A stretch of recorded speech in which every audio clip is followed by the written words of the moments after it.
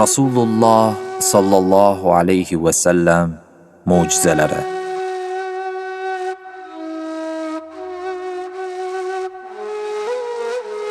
Rasululloh sallallohu alayhi va sallam mo'jizalari. 94-mo'jiza. Rasululloh sallallohu alayhi va sallamning Xandaq jangidan keyin mushriklar musulmonlarga urush qila olmasligini bildirishlari. Xandaq jangi ishtirokchilari urushdan qaytganidan keyin Rasululloh sallallohu alayhi va sallam endi biz ularning ustiga bosib boramiz. Ular bizning ustimizga bosib kela olmaydi dedilar. Quraysh Xandaq jangidan keyin biror marta ham g'azot qilib kelmadi.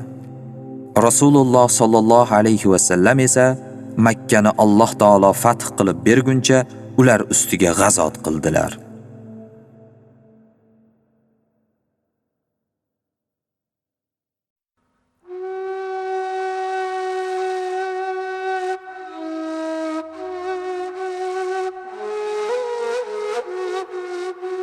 Rasululloh sallallohu alayhi va sallam mo'jizalari. 95-mo'jiza. Alloh taolo Rasululloh sallallohu alayhi va sallam uchun daraxtni so'zlatgani. Ma'ndan rivoyat qilinadi. Otamdan eshitdim. Masruqdan jinlar Qur'on tinglagan kechada ularning kelganini Rasululloh sallallohu alayhi va sallamga kim ma'lum qilgan deb so'radim. Menga seni otang, ya'ni Abdulloh ibn Mas'ud aytib bergan edi. Uning rivoyat qilishicha, jinlarning kelganini Rasululloh sallallohu alayhi va sallamga daraxt aytib bergan. Bu voqea Laylatul Jin, jinlar kechasida Rasululloh sallallohu alayhi va sallam sahobalardan g'oyib bo'lib qolganda ro'y bergan. Rasululloh sallallohu alayhi va sallamga jinlardan bir elchi kelgan va u zot sallallohu alayhi va sallam ular huzuriga borib Qur'on o'qib berganlar.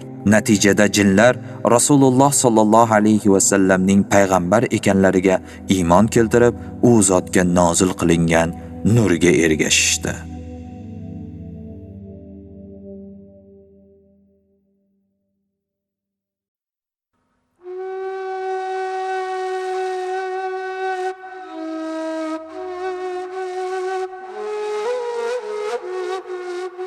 Rasululloh sallallohu alayhi va sallam mo'jizalari.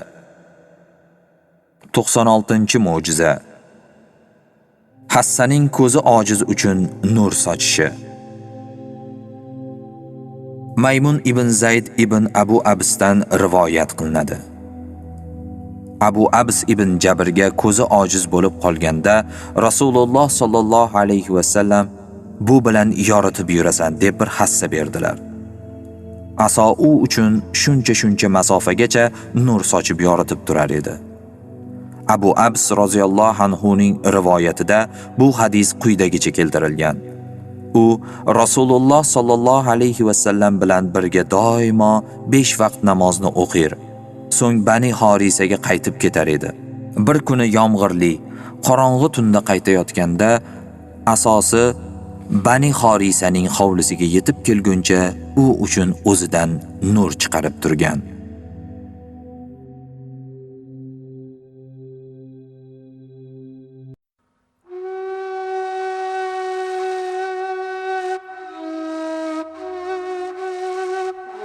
Rasululloh sallallohu alayhi va sallam mo'jizalari. 97-mo'jiza. Xurmo butog'ining nur sochishi. Abdurrahmon ibn Abu Said Xudriydan rivoyat qilinadi. Yomg'irli kecha edi. Rasululloh sallallohu alayhi va sallam xufton namoziga chiqqan vaqtlarida chaqmoq chaqdi. Rasululloh sallallohu alayhi va sallam chaqmoq nurida Qatoda ibn Nu'mon roziyallohu anhu ni ko'rib, "Ey Qatoda, agar namozingni o'qib bo'lsang, men senga buyruq bermagunimcha joyingdan qimirlamagin" dedilar. Rasululloh sallallohu alayhi va sallam namozdan bo'shaganlaridan keyin Qatodaning yoniga bordilar va unga xurmo butog'ini berib, "Buni olgin. U senga 10 qadam oldingni va 10 qadam ortingni yoritib turadi" dedilar.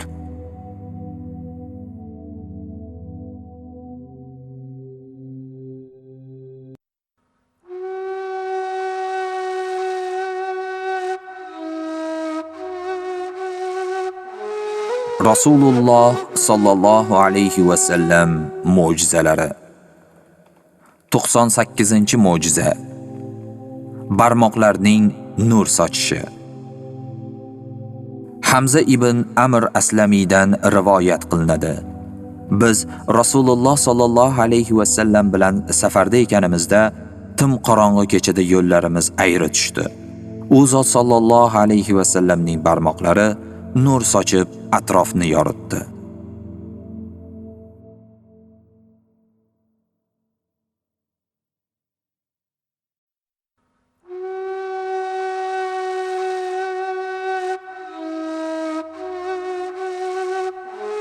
Rasululloh sallallohu alayhi va sallam mo'jizalari.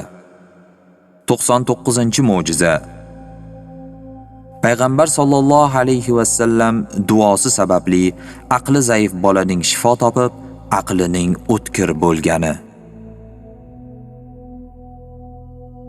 Ummu Jundab roziyallohu anhodan rivoyat qilinadi. Rasululloh sallallohu alayhi va sallamga Hasam qabilasidan bir ayol ergashib ketayotganini ko'rdim. U bilan birga aqli zaif yosh bola ham bor edi. U ayol: "Ey Rasululloh sallallohu alayhi va sallam, mana bu bolam va boshqa farzandlarim ham balolanib, bu gapirmaydigan bo'lib qoldi" dedi. Rasululloh sallallohu alayhi va sallam: "Menga ozroq suv keltiringlar" dedilar. Rasululloh sallallohu alayhi va sallamga suv keltirishdi.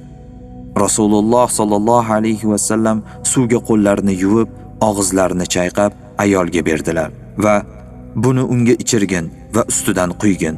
Bu bilan yuvintirgin. Alloh taolo unga shifo bersin" dedilar. Ayolning oldiga borib, "Menga ham o'sha suvdan berasanmi?" deb so'radim.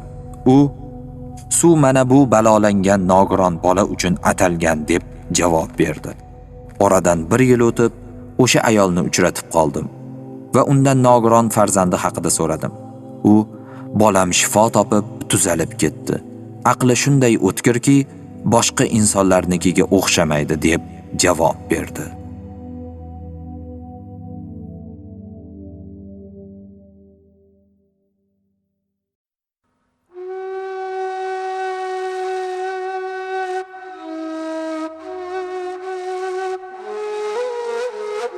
Rasululloh sallallohu alayhi va sallam mo'jizalari.